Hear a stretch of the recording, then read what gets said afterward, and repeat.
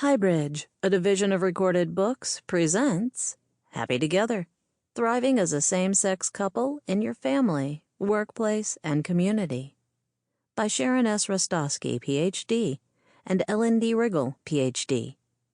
Read by Lisa S. Ware. Preface. That couple drove over 2.5 hours just to talk to us. Jane and Maya started telling us their story, and by the end, we were reaching for a box of tissues. It was just so sweet. Wow. That couple has been through a lot. But have you ever met such an optimistic pair? I want to be more like them. Danny and Joey are so in love and committed to their relationship. These are just a few of the reactions we have shared with each other after interviewing a same-sex couple for one of the many research studies that we have conducted for well over a decade, and counting. This book is built around stories of the common challenges that couples face, and the strength that they gain in the process of overcoming these challenges.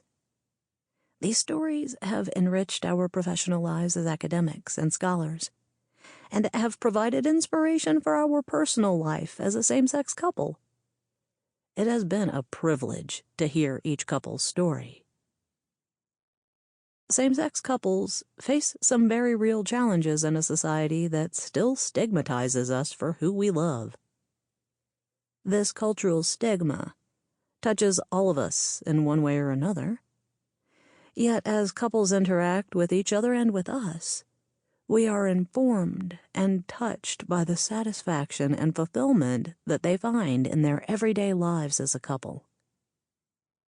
Although same-sex couples feel stigma and its impact, they are not victims. They are wise. They are funny. They are loving.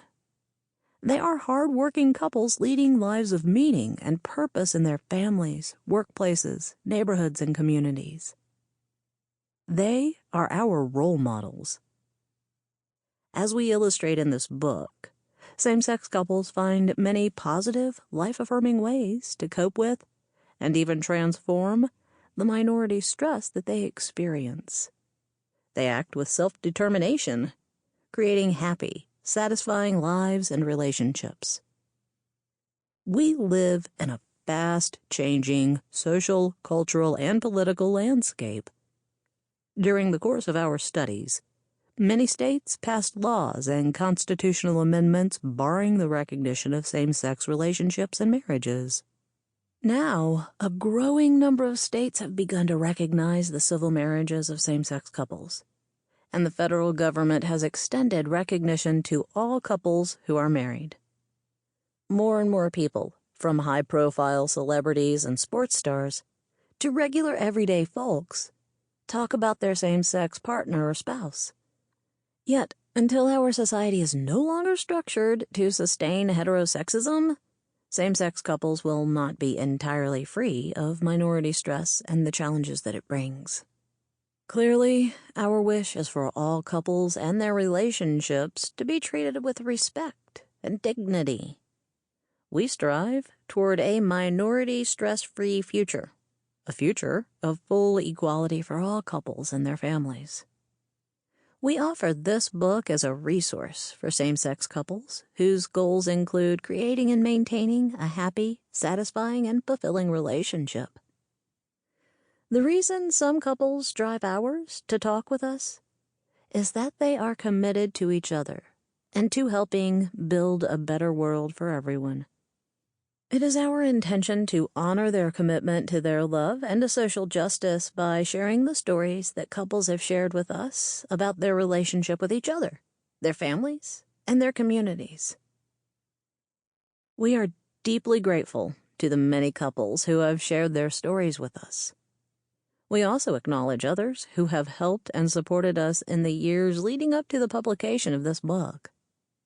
First, we thank the American Psychological Foundation's Wayne F. Plassick Award for funding our research several times over the years.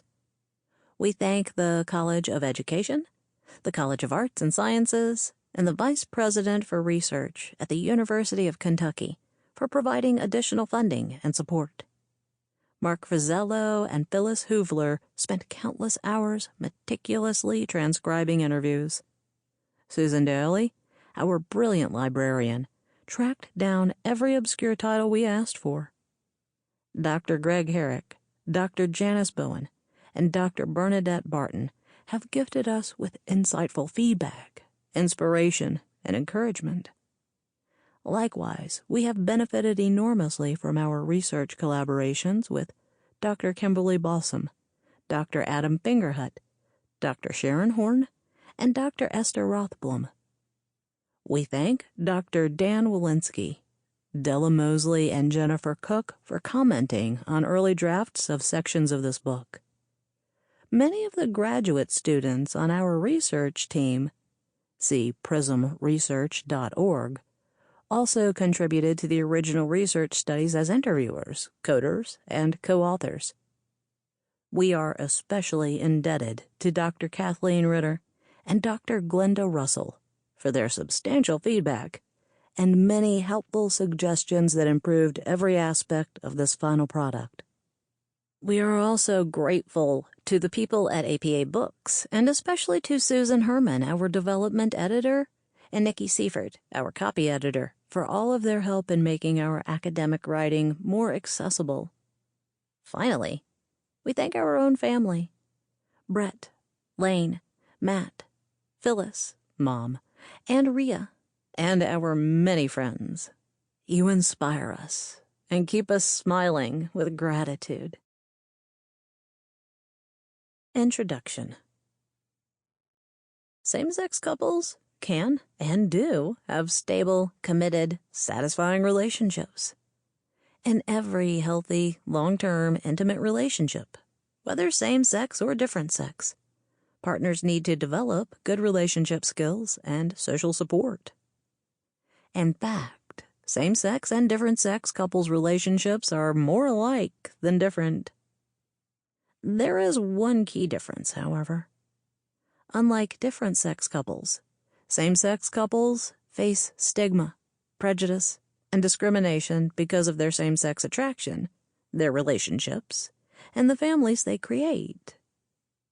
And they still do not enjoy the same access to social and institutional support for their relationship that different-sex couples often take for granted.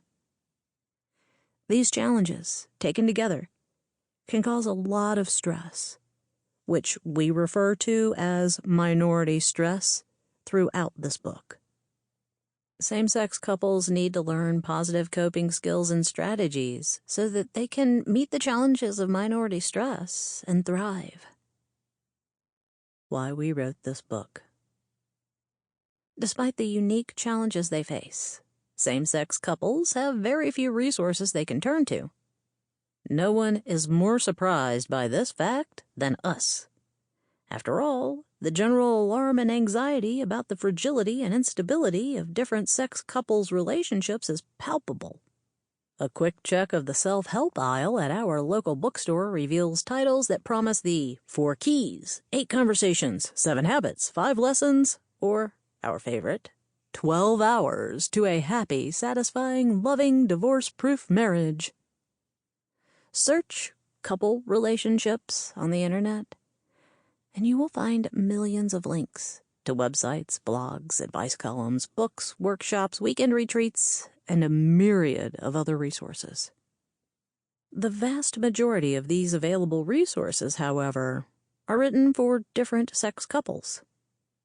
They often focus on how couples can address the conflicts that inevitably occur between the two of them because, supposedly, men are from Mars, women are from Venus. Resources that include same-sex couples are rare.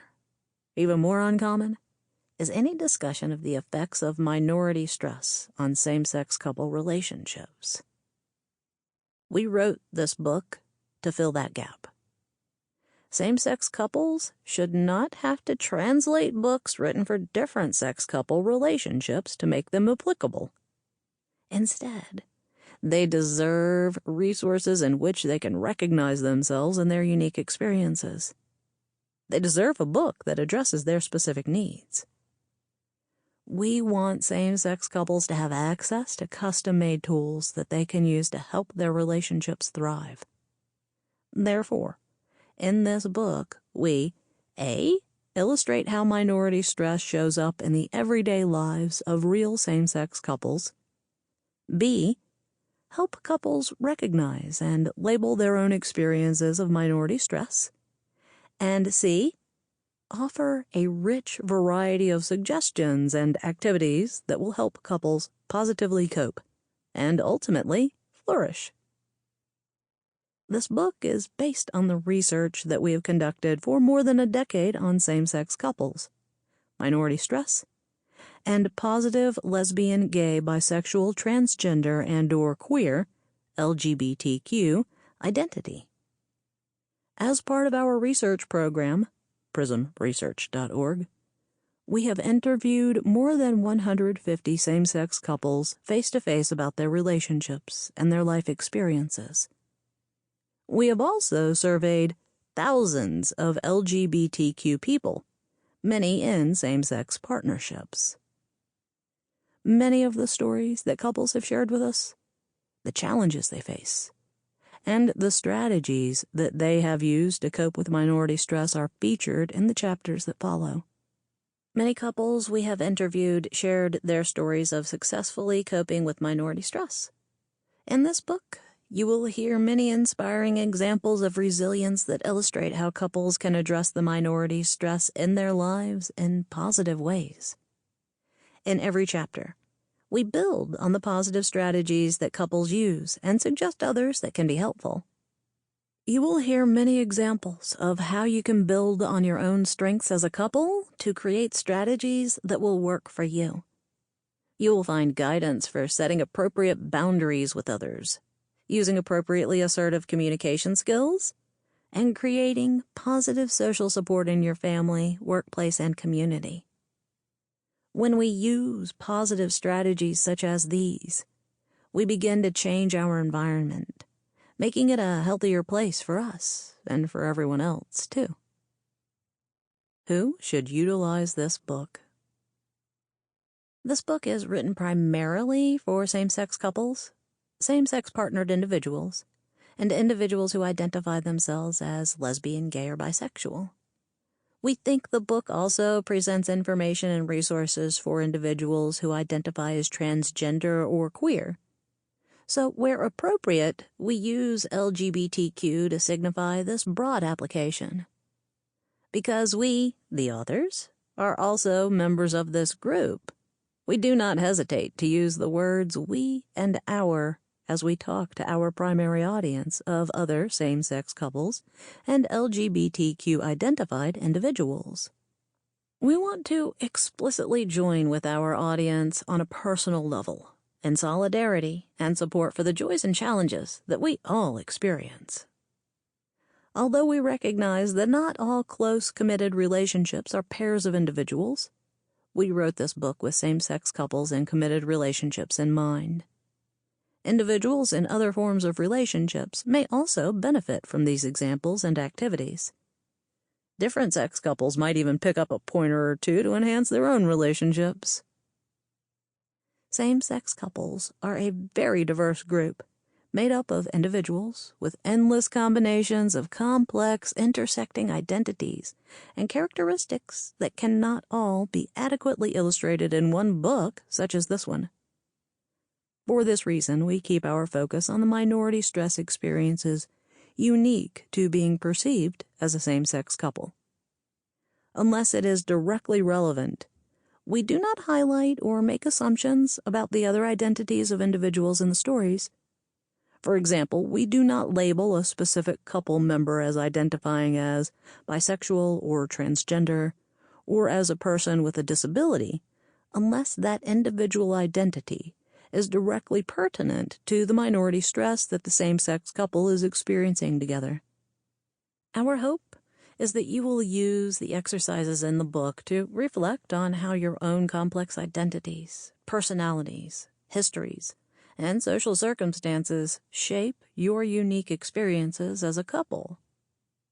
We also hope this book will be a resource for counselors, helping professionals, including medical and legal professionals, human resources personnel, clergy and spiritual leaders, and the family members and friends of individuals who identify as LGBTQ and of same-sex couples. Anyone who knows or works with a same-sex couple may benefit from reading about the everyday experiences of the many same-sex couples whose stories are featured in this book. By understanding the kinds of environments, supports, and strengths that help these couples to thrive and flourish, anyone can become a more effective ally and advocate.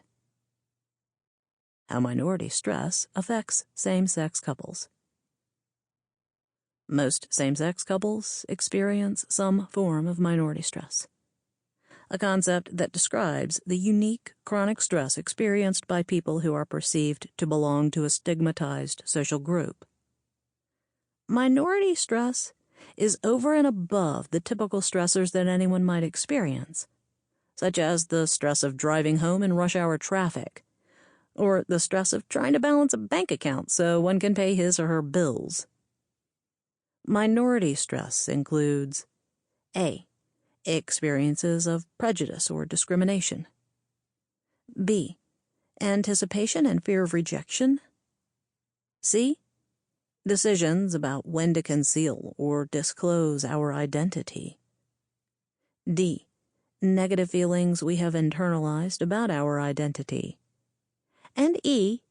Efforts to cope with the stress that stigma creates. Although minority stress affects any person with one or more stigmatized social statuses, for example, people who are African American or differently abled, in this book we use the concept to highlight the extra stresses that same-sex couples experience. Prejudice based on stigma can be expressed in both subtle and in blatant forms, which can make it difficult for couples to recognize and label these stressors. Sometimes couples don't realize the impact of these stressors until one or both partners begin to experience psychological or physical health symptoms. The first step in dealing with minority stress is to recognize that it is a normal reaction to stigma.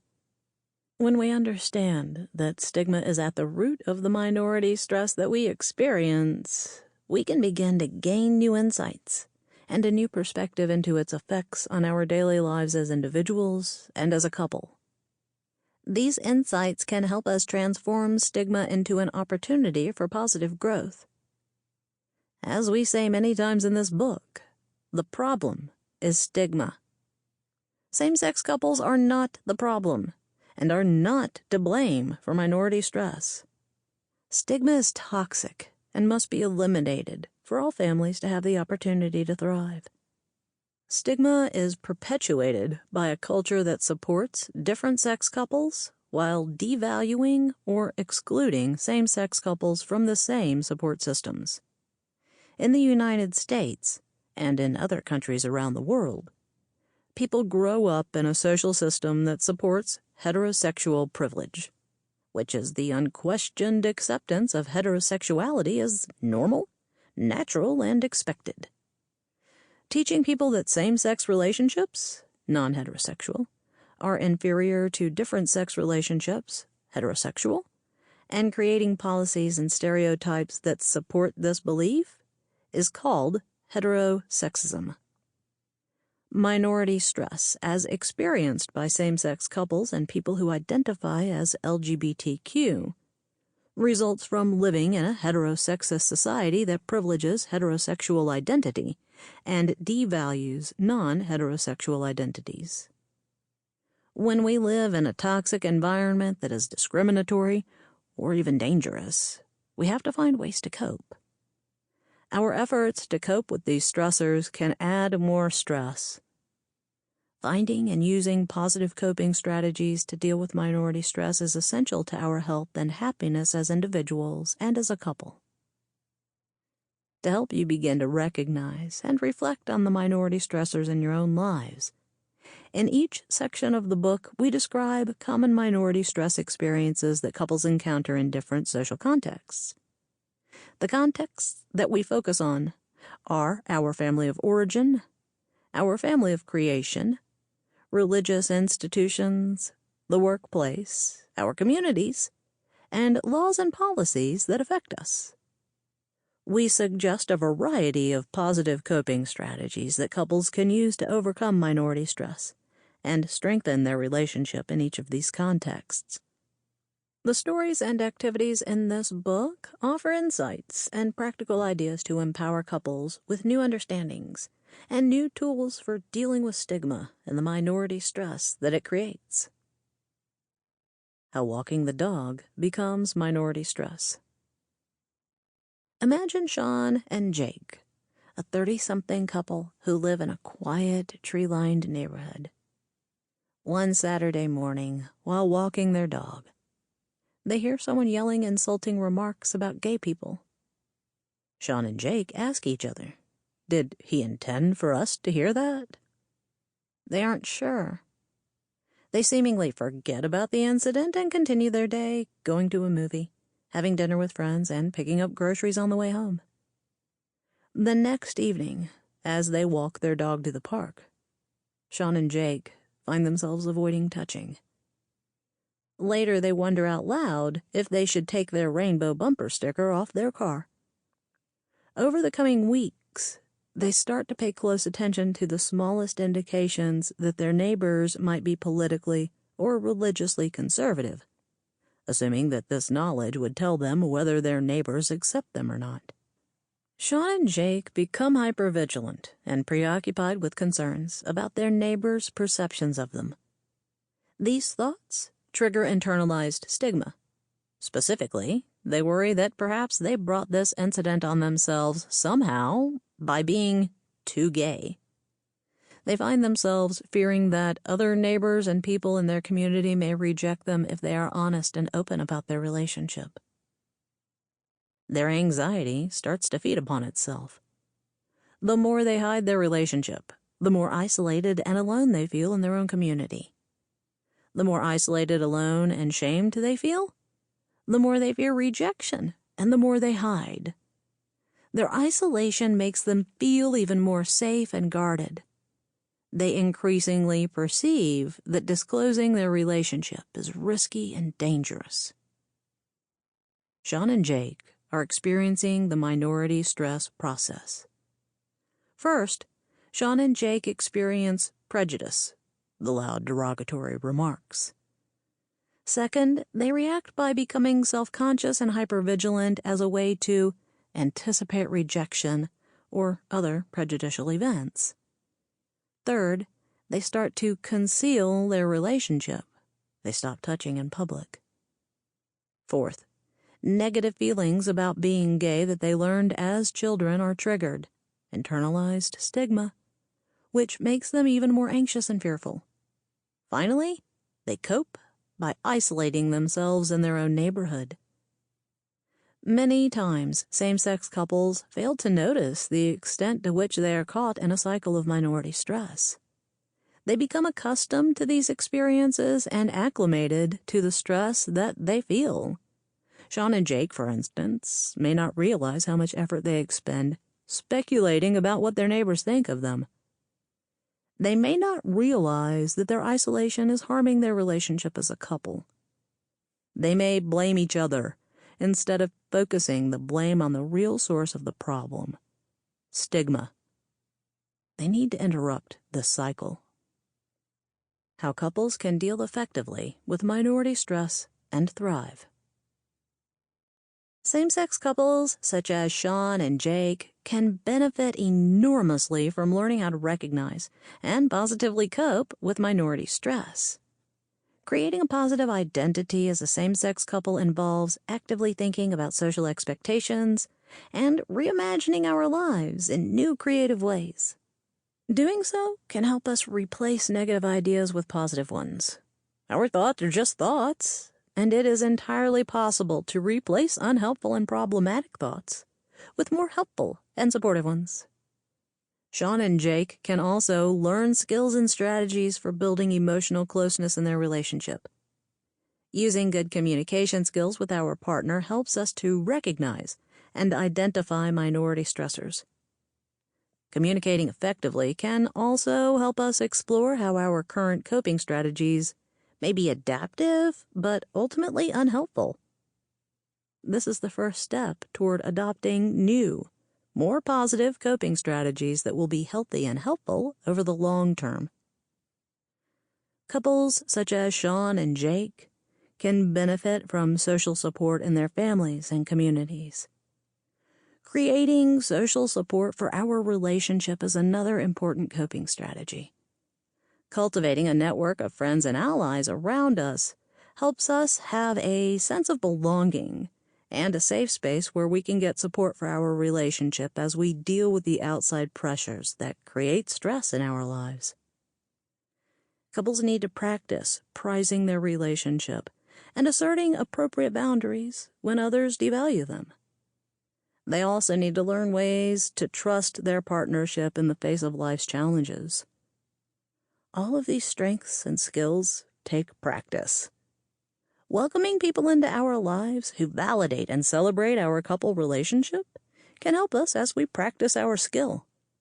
The good news is that same-sex couples can build enduring and satisfying relationships by recognizing and reframing minority stress experiences as opportunities for enhancing their relationship skills, for building their social support networks, and for taking positive action.